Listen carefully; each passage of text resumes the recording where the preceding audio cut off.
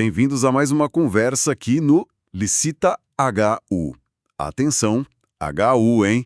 Nosso espaço para a gente desatar os nós das contratações aqui na rede EBSERG. E um alô especial para a galera do Hospital Universitário Professor Alberto Antunes, o nosso UPA lá da UFA.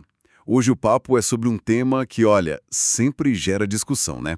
O credenciamento. Ah, sim, sempre aparece dúvida. Exato. A gente sabe que ele está lá no nosso regulamento de compras, o RCC 3.0. É uma das opções de contratação.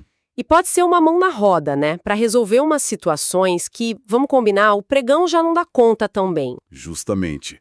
Só que como é algo que a gente ainda está, digamos, pegando jeito na prática, é natural que surjam perguntas, muitas perguntas. Normal, faz parte do processo de aprendizado. E para ajudar a clarear as ideias, a gente vai dar uma olhada juntos numa decisão importante do TCU, o Tribunal de Contas da União.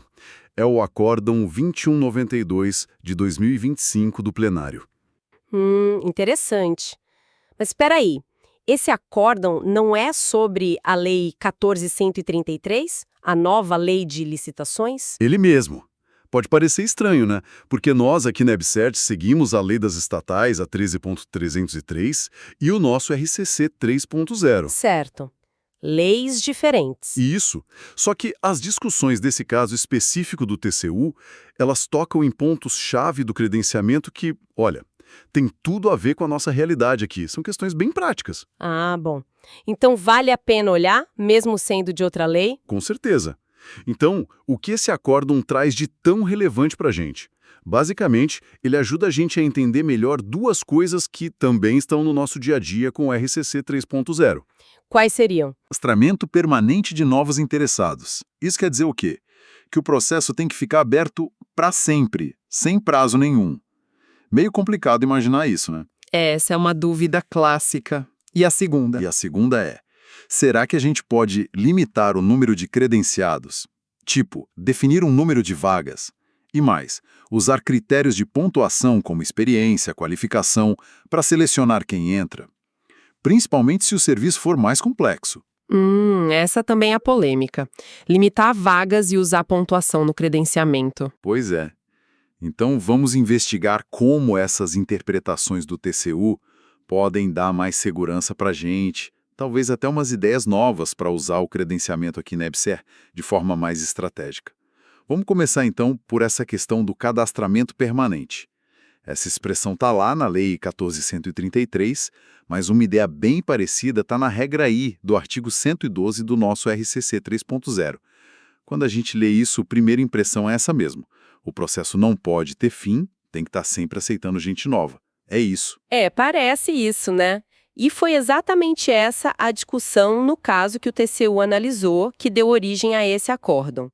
Tudo começou com uma reclamação, uma representação, contra um edital de credenciamento lá da Receita Federal. Da Receita, o que eles queriam credenciar. Peritos autônomos, lá na alfândega do Porto de Paranaguá. Um serviço bem específico. E o ponto que gerou a reclamação foi que o edital deles tinha um prazo final para as inscrições. Definiram um prazo. Exato. Aí quem reclamou disse, opa, peraí, isso vai contra a regra do cadastramento permanente que está na Lei 14.133. E aí? O que o TCU falou? Mandou a Receita reabrir e deixar aberto para sempre. Imagina a confusão para gerenciar isso. Então, aí que está o interessante. A interpretação do tribunal, e o Ministério Público de Contas teve a mesma linha, foi bem pragmática.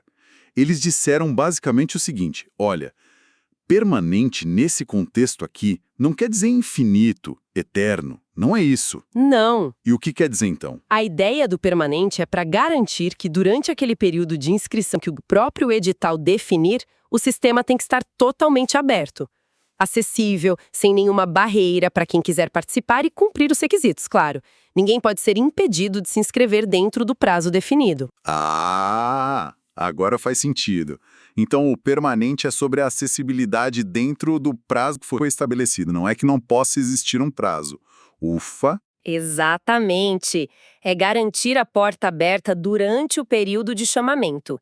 Inclusive, essa leitura está alinhada com um decreto que regulamentou o credenciamento lá na esfera federal, sob a nova lei, o Decreto 11.878 de 2024. Ele fala que o credenciamento fica aberto durante a vigência do edital, ou seja, durante o prazo que o edital estipular. Entendi. Então a Receita Federal, quando colocou um prazo no edital dela, agiu certo segundo o TCU. Sim, o ponto crucial que o TCU e o MP de Contas reforçaram é que a administração não pode, de jeito nenhum, fechar a porta para novas inscrições antes do prazo final que ela mesma colocou no edital. Ah, tipo, atingir um número X de inscritos e resolve encerrar antes, isso não pode. Isso não pode, de jeito nenhum, seria irregular. Todo mundo que chegar dentro do prazo tem o direito de ter a documentação analisada. A avaliação, a classificação, se for o caso, só acontece depois que o período de inscrição acaba, olhando para todo mundo que se apresentou a tempo. Perfeito. Trazendo isso para a nossa realidade aqui na EBSER, o nosso RCC 3.0, lá no artigo 112, regra I, fala em permitir o cadastramento permanente de novos interessados. Seguindo essa lógica do TCU, que parece bem sensata, a gente pode interpretar que também podemos definir um prazo de inscrição nos nossos editais de credenciamento aqui. Exato. É uma interpretação bastante razoável e alinhada com a necessidade de gestão do processo. O fundamental, então, é garantir que, enquanto esse prazo estiver correndo, a porta esteja totalmente aberta para qualquer interessado que cumpra as condições. Isso dá uma segurança jurídica importante para a gente planejar o processo, né? Organiza a coisa. Sem dúvida. Traz previsibilidade, permite uma gestão mais organizada mesmo, sem ferir o princípio da isonomia ou da ampla acessibilidade dentro das regras do jogo, né? Que são as regras do edital. É um insight valioso mesmo vindo de outra lei. Reforça uma prática administrativa que é lógica e defensável. Ótimo. Esse ponto ficou bem mais claro. Agora vamos para o segundo tema quente desse acórdão. A história de limitar o número de credenciados e usar pontuação para selecionar. Esse ponto gera debate. Como usaram critérios como experiência e qualificação para classificar os candidatos e preencher essas vagas. Quem reclamou disse que isso desvirtuava o credenciamento, transformava numa competição. O credenciamento não é justamente para quando a competição é inviável. Como o TCU viu isso? Essa parte foi bem interessante mesmo. A Receita se defendeu, né? Primeiro, eles tinham uma norma interna, uma instrução normativa da própria Receita, que já previa essa possibilidade de definir vagas e usar pontuação para peritos. Já tinha uma regra interna para isso? Tinham. Mas o argumento principal foi outro. Foi a natureza do serviço. Eles disseram, olha, perícia aduaneira num porto como Paranaguá, que é enorme, super movimentado, é um serviço muito complexo. Imagino que sim. Exige, eles argumentaram, altíssima qualificação, muita agilidade, qualquer atraso ali impacta o comércio exterior, o famoso custo Brasil. Então, para garantir eficiência e o interesse público, não bastava só o perito cumprir os requisitos mínimos, eles precisavam selecionar os mais capacitados dentro de um número de vagas que a unidade deles conseguia gerenciar e que atendia a demanda real. Entendi o argumento da Receita. Mas aí fica a dúvida. A gente costuma pensar no credenciamento, principalmente naquele tipo mais comum para a gente, o do artigo 112, inciso 1 do RCC 3.0, o paralelo e não excludente, como um sistema onde todo mundo que atende às condições entra, é credenciado. Sim, essa é a ideia geral. E se a demanda for menor que a oferta? A gente distribui por sorteio, rodízio, algum critério objetivo de distribuição, não de seleção. Usar a pontuação para selecionar quem entra não quebra essa lógica? Você tocou no ponto central, exatamente essa tensão. A lógica geral, especialmente para essa hipótese de contratação paralela, é essa mesmo. Credencia todo mundo que está apto e distribui a demanda de forma objetiva. É a regra para serviços mais padronizados ou onde ter muitos prestadores já é por si só uma vantagem. Certo. Contudo, o TCU, nesse caso específico da perícia, adotou uma visão, digamos, mais contextualizada. Eles concordaram com a análise do Ministério Público de Contas e reconheceram que existem situações, existem serviços, e a perícia técnica foi vista como um exemplo claro disso, talvez até uma situação bem particular, sui generis, onde só a habilitação com requisitos mínimos pode não ser suficiente para garantir a eficiência e a qualidade que o interesse público exige. Nesses casos, que seriam excepcionais, usar critérios objetivos de pontuação para identificar e selecionar um número limitado dos profissionais mais qualificados, mais experientes, poderia sim ser um mecanismo legítimo. O argumento é que isso não descaracterizaria a inviabilidade de competição que justifica o credenciamento, mas sim ajudaria a garantir a máxima eficiência e qualidade na prestação. E esses são princípios importantíssimos para a administração pública, né? Ei, isso é grande. Quer dizer que a porta não está totalmente fechada para usar pontuação ou limitar vagas no credenciamento, mesmo naquele modelo mais aberto do nosso RCC? Isso muda bastante a perspectiva. Olha, de acordo com essa decisão do TCU, analisando um caso sobre a Lei 14.133, a porta não estaria necessariamente fechada. Mas veja bem, com ressalvas muito, muito importantes. Quais ressalvas? A chave de tudo é justificativa robusta e critérios objetivos. Essa abordagem mais seletiva só seria defensável se, primeiro, a natureza do serviço for realmente complexa, especializada, onde a diferença de qualificação e experiência faz uma diferença gigante no resultado. Certo, tem que ser algo bem específico. Exato. Segundo, essa necessidade de selecionar de forma mais apurada para além dos requisitos mínimos tem que estar extremamente bem fundamentada lá no planejamento da contratação. Tem que mostrar direitinho como isso atende melhor aos princípios de eficiência, economicidade, qualidade superior, princípios que, aliás, são a alma do nosso RCC 3.0, lá nos artigos 2º e 6º. E o terceiro ponto? Serviço específico.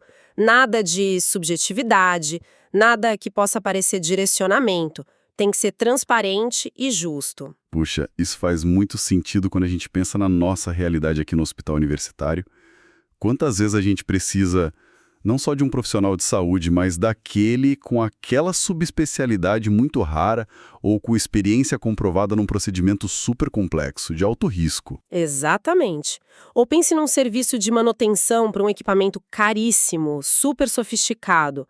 A expertise ali é crucial, né? Totalmente. Será que essa linha de raciocínio que o TCU validou para a perícia lá da Receita poderia ser um caminho para nós na EBSER, usando o RCC 3.0, em situações assim muito específicas e, claro, muito bem justificadas? É exatamente essa conexão que a gente pode fazer. O nosso RCC 3.0, lá no artigo 112, ele não detalha essa possibilidade de usar a pontuação para limitar vagas, principalmente na hipótese I, a paralela e não excludente. A redação foca mais na padronização das condições, na distribuição da demanda. É verdade. No entanto, o espírito do RCC 3.0 e da própria Lei 13.303 é buscar eficiência, economicidade, a maior vantagem para a administração. Então, a interpretação do TCU, mesmo sendo sobre outra lei, ela nos sugere um caminho. Um caminho possível, então. Um caminho possível, mas que exige muita cautela. Para serviços hospitalares realmente complexos, onde a diferença de capacitação é crítica para o resultado, se a equipe conseguir demonstrar isso de forma muito clara, muito robusta no planejamento... Principalmente no estudo técnico preliminar, o ETP, né? Exatamente. O ETP é o coração disso. Se o ETP justificar de forma impecável a necessidade e a forma da contratação, mostrando por que a seleção por pontos é essencial naquele caso específico, conforme artigos 25 e 26 do RCC 3.0, aí talvez seja defensável estruturar um credenciamento com critérios objetivos de pontuação para selecionar os mais aptos, mesmo que em número limitado. Mas você disse que a barra da justificativa seria alta. Altíssima.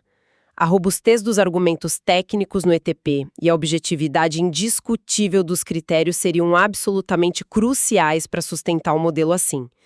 Qualquer deslize aqui pode gerar questionamento. Entendido. Ok, vamos então tentar amarrar as pontas, resumir as lições práticas dessa nossa conversa para a equipe do APA-UFAL e toda a rede EBSER. A gente opera com a Lei 13.303 das estatais e nosso BIA é o RCC 3.0.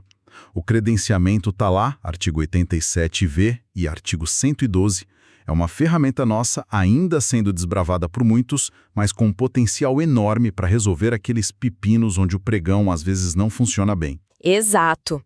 como quando a gente precisa de muitos fornecedores ao mesmo tempo, ou a demanda varia muito, e mesmo com leis diferentes, a lógica por trás das decisões do TCU, como essa do Acórdão 2192/2025, ajuda a gente a navegar. Mostra que o credenciamento é uma ótima alternativa, mas não é um cheque em branco. Exige planejamento, estudo, aplicação cuidadosa. Certo, então resumindo, os dois grandes insights que a gente pode tirar daqui para usar o credenciamento com mais segurança no nosso dia a dia, seguindo o RCC 3.0. Primeiro insight, aquela regra do cadastramento permanente, artigo 112, regra 1 do RCC, seguindo a linha do TCU, o mais provável é que ela signifique garantir acesso total e irrestrito a todos os interessados durante o prazo de inscrição que a gente definir no edital. Não significa para sempre. Isso, ou seja, podemos sim definir um prazo razoável para as inscrições nos nossos credenciamentos. O importante é não barrar ninguém antes do fim desse prazo. Isso organiza o processo. Perfeito. Segundo insight, para aqueles serviços bem específicos e de alta complexidade dentro do hospital, pensem em procedimentos raros, tecnologias de ponta, consultorias muito especializadas onde só cumprir o mínimo não basta. Talvez seja possível usar critérios objetivos de pontuação, como anos de experiência comprovada naquela área específica, certificações diferenciadas, etc., para selecionar um número limitado dos melhores. Mas, e este é um grande mas, isso só seria defensável se estiver extremamente bem justificado no planejamento, lá no ETP. Tem que mostrar claramente porque essa seleção mais rigorosa é essencial para a eficiência e qualidade do serviço. Tudo alinhado aos princípios do nosso RCC 3.0. A régua da justificativa aqui é alta, né? Altíssima. O ponto central é esse. Entender que o credenciamento é flexível, sim, mas essa flexibilidade vem com a responsabilidade de uma fundamentação impecável, especialmente na fase de planejamento. Não é para usar pontuação ou limitar vaga só por conveniência, de jeito nenhum. É para usar quando for tecnicamente indispensável para atingir o melhor resultado para o hospital, para o paciente, e a gente conseguir demonstrar isso de forma clara e objetiva. Excelente! E com isso a gente fecha essa nossa análise sobre o Acórdão 2192/2025 do TCU e o que ele pode nos ensinar sobre o credenciamento na EBSER. Esperamos que essa conversa traga mais clareza, mais confiança para a equipe do HUPA-UFAL e de toda a rede ao considerar essa ferramenta tão importante. Com certeza. E lembrem-se sempre, o credenciamento no RCC 3.0 é um instrumento poderoso, mas o sucesso dele depende diretamente da qualidade do planejamento, da clareza das regras no edital e, claro, da robustez das justificativas para cada escolha feita no processo. Não dá para fazer de qualquer jeito. Exatamente. E para a gente terminar, fica aqui uma provocação para a gente continuar pensando. O caso que o TCU analisou foi de um serviço super especializado, a perícia aduaneira. Vimos que, nesse contexto, o TCU aceitou a ideia do prazo definido para a inscrição e, excepcionalmente, a seleção por pontuação com limite de vagas. Certo. Certo? Agora, vamos imaginar a EBSER usando o credenciamento paralelo e não excludente, artigo 112 e do RCC, para algo mais rotineiro, mais padronizado. Sei lá, exames laboratoriais comuns ou fornecimento de material médico de uso frequente. Serviços mais padronizados, isso. Será que a justificativa para limitar o número de laboratórios ou fornecedores credenciados ou para usar pontuação entre eles teria a mesma força? Onde exatamente a gente traça a linha entre o serviço complexo, que justifica essa seleção mais apurada, e o serviço padrão, onde a regra geral de credenciar todo mundo que está apto deve prevalecer? Boa pergunta. É um ponto delicado. Fica aí a reflexão para a gente continuar debatendo internamente, explorando os limites e as potencialidades do credenciamento aqui na nossa rede. Bom, pessoal, muito obrigado pela companhia em mais um Licitas HU, lembrando, HU. Até a próxima!